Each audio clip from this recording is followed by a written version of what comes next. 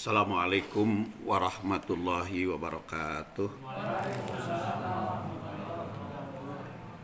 Alhamdulillah wassalatu wassalam ala rasulillah wa ala alihi wa sahbihi wa mawalah. Amma ba'du fa ya ibadallah, usikum bitaqwallah fa innal jannata uiddat liman ittaqah. Ibu-ibu dan bapak-bapak rahimakumullah, judul ceramah pada malam ini adalah ikhlas dan maknanya. Apa itu ikhlas? Ditinjau dari sudut bahasa, ikhlas itu berasal dari kata kho lam sin. Sod maksud saya. Kho lam sod, kholaso. Yang menurut bahasa kholaso itu berarti murni. Makanya di dalam bahasa Arab ada asalan kholison, itu madu murni, atau labanan kholison, itu susu murni. Jadi disebut ikhlas, ya. Sekarang Bluetooth mode. apa maknanya? Connection. Oh nya ada speaker tanpa listrik padahal di kita, ya. Ada speaker tanpa listrik kita, ya. Nah, alhamdulillah. Jadi akhlaso yukhlisu ikhlas, itu memurnikan artinya. Memurnikan dalam bidang apa? Utamanya di dalam amal, tapi memurnikan di dalam amal itu bermula dari akidah, dari tauhid. Makanya kulhu disebut al-ikhlas karena pemurnian akidah. Dan pemurnian akidah itu kul huwallahu ahad. Pemurnian akidah itu pertama adalah keyakinan bahwa Allah Maha Esa, Maha Tunggal. Tunggal atau esanya tidak ada tandingan. Bukan satunya bilangan. Tapi memang sama sekali tidak ada tandingan, tidak ada yang sama, tidak ada yang menyaingi. Makanya itu kul huwallahu ahad. Katakan olehmu ahad. Jadi surat Al-Ikhlas itu diawali dengan katakan, omongkan Allah itu ahad. Jadi kalau begitu ikhlas tidak ada kaitan dengan dia omongkan ataukah tidak. Artinya gini, bisa saja orang itu ngomong padahal teu ikhlas. Bisa juga orang itu ngomongkan padahal ikhlas. Maka ikhlas itu tidak bisa dinilai oleh manusia. Kemurnian ikhlas hanya bisa dinilai oleh Allah Subhanahu wa taala. Makanya kalau kita menyuruh orang lalu kita katakan sing ikhlas we, itu teh bukan hak kita menyuruh ikhlas, sing ikhlas we. Sebab kalau menyuruh orang ada hak dan tanggung jawab bagi yang menyuruhnya. Jadi kalau menyuruhnya itu berbuat jasa kepada kita, maka mesti ada imbalan. Seperti Allah Subhanahu wa taala memberikan imbalan. Itu kemurnian ikhlas di dalam akidah adalah Allahu ahad. Kemudian ikhlas di dalam akidah Allahu somad. Allah tempat meminta. Apakah kita tidak boleh meminta kepada selain Allah? Tentu saja meminta bantuan kepada sesama manusia tidak dilarang, asalkan sesuai dengan kebutuhan. Yang dilarang itu meminta kepada orang padahal kita tidak butuh, padahal kita punya kelebihan. Dulu pada pengajian sebelumnya saya bahas tangan itu ada 3, yaitu yadullah, kemudian yadul mu'ti, dan yang ketiga yadus sa'il. Tangan itu ada 3, yang paling tinggi adalah tangan Allah Subhanahu wa Ta'ala. Karena apa? Karena Allah pemberi. Allahus Somad, Allah tempat diminta. Kemudian tangan yang kedua adalah yadul mu'ti, yaitu tangan manusia yang suka memberi. Jadi pemberi itu derajatnya 1 di bawah Allah. Yang paling tinggi Allah, yang pemberi itu derajatnya 2 dari Allah. Sedangkan tangan yang ketiga adalah yadus sa'il, tangan peminta-minta. Jadi Rasulullah SAW itu menggariskan di dalam hadis bahwa tangan peminta itu derajatnya di bawah manusia lain. Apalagi kalau meminta pada orang padahal dia sudah punya atau lepas dari kebutuhan. Rasulullah SAW menandaskan man sa'ala ma yugni, barang siapa yang meminta pada orang lain padahal dia berkecukupan, padahal dia punya, maka itu sama dengan mengumpulkan api neraka di perut. Itu begitu keras kecamannya kepada peminta, kepada orang yang minta-minta itu. Karena meminta-minta itu hanya boleh kepada Allah. Karena apa? Allahus Somad. Jadi kalau kepada Allah meminta upah, meminta buruhan, meminta pahala, meminta ganjaran, itu masuk kategori ikhlas. Karena Allah itu As-Somad, Allahus Somad.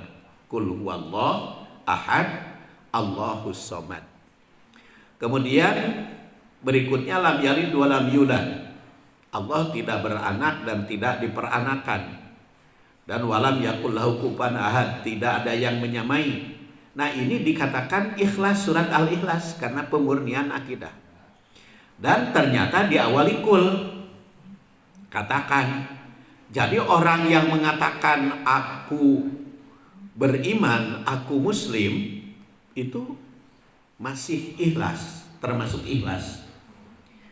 Atau kalau ada di DKM bertanya, ini siapa yang menyumbang? Lalu kita katakan saya, karena kebetulan kita yang nyumbang. Menjawab saya atas kebenaran, itu masih termasuk ikhlas, karena kul. Jadi pertanyaannya, apakah ikhlas itu terganggu oleh buruhan, oleh upah? Seperti tadi saya katakan, kalau kita minta bantuan kepada orang, lalu kita katakan puntennya sing ikhlas we, abdi moal muruhan, itu teh merebut hak Allah. Karena yang punya tuntutan harus ikhlas mah Allah. Jadi kalau kita minta bantuan kepada orang lain, ada hak dan tanggung jawab. Jadi kalau kita tidak memberikan upah, tidak memberikan hak, tidak memberikan buruhan terhadap orang yang kita suruh, itu namanya merebut hak Allah. Karena apa? Karena ikhlas justru murni yang berbuatnya hanya bertujuan kepada Allah Subhanahu wa Ta'ala. Jadi pertanyaannya, bagaimana kalau orang itu mendapat upah, mendapat buruhan, apakah termasuk ikhlas ataukah tidak? Umpamanya yang baca Quran lalu dikasih amplop, atau yang ceramah dikasih amplop, atau yang ngajar dikasih amplop, ada duitnya tentu. Apakah itu ikhlas ataukah tidak? Ikhlas atau tidak, hati yang berbuat itu, bukan dapat buruhan ataukah tidak. Karena kalau dapat upah, dapat buruh, atau dapat transportasi, itu urusan hak dan tanggung jawab sesama manusia. Makanya saya pernah anekdot, waktu itu diskusi dengan almarhum Rektor Unisba. pada saat itu kalau akan ada pengajian reboan di Unisba itu teh para dosen yang dijadwal teh sering teu hadir. Jadi akhirnya saya yang sering menggantikan. Maka dia mengucapkan almarhum Pak Rektor Ahmad Tirto Sudiro Allahumma gfirlahu warhamhu. Kenapa ya cenah dosen-dosen teh sering bolos nu ditugaskeun teh? Ku abdi diceletuk we. Pak, atuh da leutik teuing honorna. Loh, katuh lamun kitu mah teu ikhlas. Cek abdi supaya ikhlas honornya yang besar. Kok bisa supaya ikhlas honor yang besar? Sebab saya bilang kalau honornya kecil, asal nama mencari ridho Allah, begitu honornya kecil pulangnya kan ngurutuk, jadi teu ikhlas. Jadi gara-gara honor kecil saya bilang. Jadi ikhlas itu tidak ikhlas itu, makanya harus besar. Coba saya bilang besar anggaran ke di universitas gede. Begitu dipraktekkan oleh beliau, diumumkan lumayan besar, rajin datang. Ya karena apa? Karena kaitan dengan tugas, dengan tanggung jawab. Makanya kalau di Masjid Al-Muhajirin selalu anggaran diperbincangkan ya, untuk penceramah taraweh, untuk penceramah subuh, untuk khotib Jumat, khotib Id, dianggarankan yang jelas dan dilaporkan supaya apa? Supaya mereka tahu. Jadi kalau Pak Jajang mengumumkan di hadapan penceramah subuh dan penceramah taraweh 2 jadi 650.000 kan di depan imam, di depan ceramah. Jadi dia juga tahu saya pulang dapat 350.000 kan otomatis ikhlas mau nyari mau gerutuk dan memang tahu asal usulnya. Jadi ikhlas itu sangat rahasia. Allah Subhanahu wa taala saja yang tahu apakah dia benar-benar ikhlas atau tidak. Dan kadang-kadang orang yang menyebut ikhlas itu justru tidak ikhlas. Dan orang yang menyebut dirinya berbuat kadang-kadang itu juga ikhlas karena latar belakangnya. Kalau dia ngomong saya bersedekah ke masjid sekian, jumlahnya dilaporkan di grup, apakah ikhlas atau tidak sulit untuk dinilai oleh sesama manusia. Sebab keikhlasan dia adalah Allah Subhanahu yang menilai. Siapa tahu dia ngumumkan itu bukan karena ingin dipuji, tapi justru ingin memberikan contoh dan tasyakur kepada Allah supaya orang lain ngikuti. Apalagi kan yang nyumbang gedenya itu tidak terlalu kaya, tidak terlalu banyak hartanya, tapi nyumbangnya gede. Kan orang itu mikir, si Anu aja bukan orang kaya, tapi gede nyumbangnya, masa saya orang kaya kecil. Jadi kan menarik, mengangkat orang, menarik orang lain untuk menyumbang. Jadi bisa saja orang ngomong membicarakan kebaikan itu masih termasuk ikhlas karena tujuannya mencari ridho Allah. Dan bisa saja orang itu tidak mau disebut namanya, nyumbang Pak Yuswana atau Kak Ibu Robe nyumbang sekian juta, tong dicarioskeun Bu, hamba Allah we. Nah, hamba Allah we tong disebutkeun namina. Nya cek bendahara teh pan kudu jelas ya teh namina, entong bisi teu ikhlas. Nah, takut disebut teu ikhlas itu ria. Jadi bisa saja orang itu mengatakan ikhlas padahal ria. Karena ya kalau menurut bendahara butuh nama ya katakan saja, terserah, rek diumumkan, rek tidak, rek diterima kasih, rek tidak. Itu ikhlas itu murni, makanya hanya mencari ridho Allah, termasuk membaca Quran atau mengajarkan Quran saja kan. Kata Imam Asy-Syafi'i, itu paling berhak mendapat upah mengajar Quran tuh. Ya sebetulnya kan para penceramah itu semuanya juga mengajar Quran. Kenapa Imam Syafi'i itu berani mengatakan itu termasuk mendapat pahala mendapatkan upah itu berhak? Karena katanya Rasulullah Shallallahu Alaihi Wasallam saja pernah menjadikan ngajar Quran sebagai mas kawin. Ingatkan bapak-bapak, ibu-ibu, hadis ketika ada seorang wanita menghadap kepada Rasul, ya Rasulullah, wahabtu nafsi. Ya Rasulullah, aku menghibahkan diri kepadamu. Maksudnya ingin dinikah oleh Rasul. Dulu kalimatnya kepada Rasul itu wahabtu nafsi, aku menghibahkan diri kepadamu. Lalu Rasulullah itu melihat mencerong, netep. Nah, cocok atau tidak bagi beliau. Tapi beliau tidak berkomentar setelah nutup teh. Cuman melihat aja.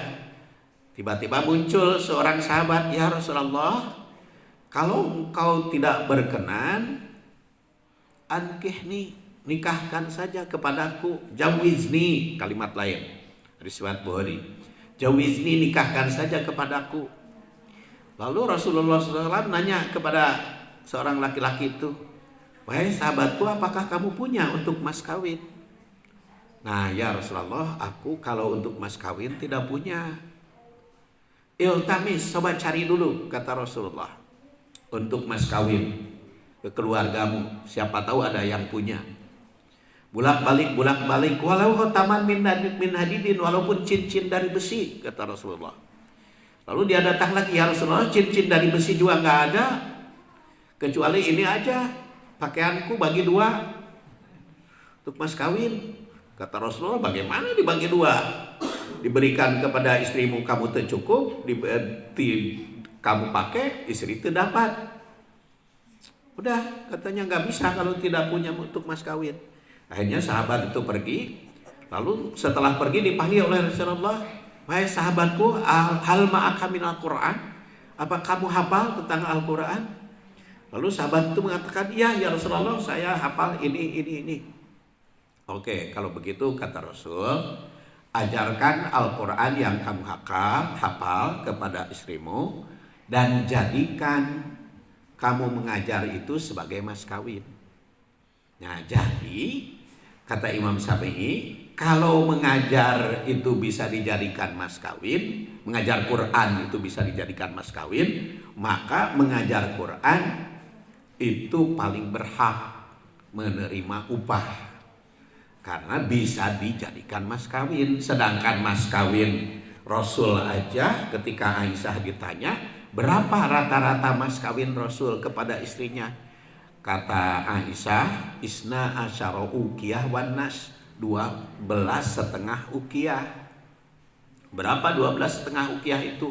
Kalau dihitung gram sekarang itu 212,5 gram kali 1,5 juta sekarang ya. Jadi sekitar 300 juta. Nah, jadi sekitar 300 juta itu mas kawin Rasul kepada para istrinya. Jadi seharga 300 juta itu ngajar Quran waktu itu sebagai pengganti. Jadi jangan dikira orang yang menerima amplop penceramah itu tidak ikhlas, karena ikhlas mah murni mencari ridho Allah. Lalu bagaimana kalau profesi penceramahnya jadi profesi? Nah, sehingga sekarang mah ada anggarannya kan, ada anggaran Ustadz Anu sekian juta, Ustadz Anu sekian juta, ada juga Ustadz itu melalui manajernya. Kalau Ustadz mah tak ngomong, cuman manajernya. Itu juga saya yakin berkaitan dengan supaya ikhlas, supaya ulah ngurutuk pulangna, ulah hanyakal, makanya ditarik. Jadi bisnis itu mah ceramahna mah bisnisna dapatkah ikhlas? Kalau bisnisnya karena Allah, saya yakin itu mendapatkan nilai atau pahala dari Allah Subhanahu wa ta'ala. Dan Rasulullah SAW menetapkan bahwa ikhlas itu merupakan landasan amal. Oleh karena itu, saum, sholat, zakat, ibadah-ibadah yang lain harus murni karena Allah Subhanahu wa taala. Yang konsekuensinya rek mendapat upah, rek dipuji, rek dijelek, pokoknya asalkan kita mengikuti apa yang diteladankan oleh Rasul demi tujuannya mencari ridho Allah, insya Allah bakal ikhlas. Oleh karena itu murnikan saja ibadah kita karena Allah, dan jangan terganggu oleh pihak manusia yang menggunjing atau yang tidak senang. Yang penting kita tujuannya mencari ridho Allah Subhanahu wa taala. Demikian, karena saya batasi 20 menit. Mudah-mudahan ada guna dan manfaatnya. Ghafarallahu li wa lakum. Walhamdulillah alamin. Assalamualaikum warahmatullahi wabarakatuh.